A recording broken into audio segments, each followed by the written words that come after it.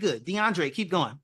They were also fighting a lot, and their fighting was about who they were trying to follow. I'm of Paul, I'm of Apollos, I'm of Christ. And so with all that caused that derision. And so Paul actually came at all that stuff he had to handle. He had to handle sexual immorality and things like that. But the first thing he handles is their fighting and their disunity. Yeah, absolutely. And there it is, the key word, division and a lack of unity in the body of Christ. So all throughout the book of First Corinthians, Paul repeatedly and intentionally is trying to rectify this by saying, hey, doing what is loving, 1 Corinthians 13, doing what is good for the group, doing what is going to be edifying and beneficial to everyone. When you're speaking and utilizing spiritual gifts, therefore the common good. So utilize spiritual gifts that are available, not available, but that are useful and will be a blessing to everyone. All of it was centered on one thing: stop the division in the church, because 1 Corinthians 12, you are many members of one body built on the apostles and then the prophets,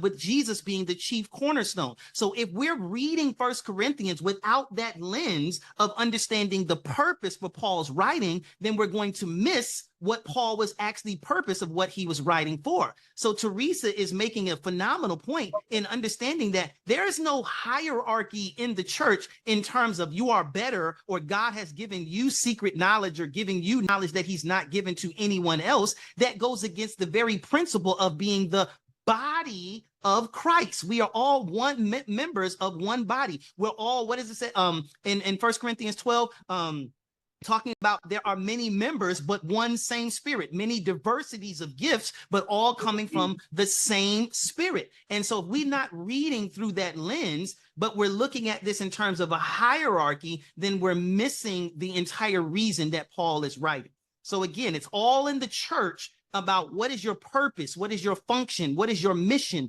what is your assignment. And God gives us gifts in accordance with what he has purposed us to do.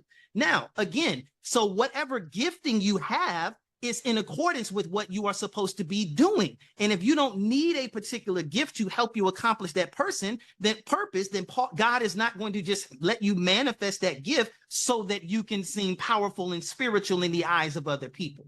Does everybody understand? So that's, so again, it's all about in the entire culture of the first century church was unified and communal. It was collectivist. It was about doing what is good for the group, not what is good for the individual.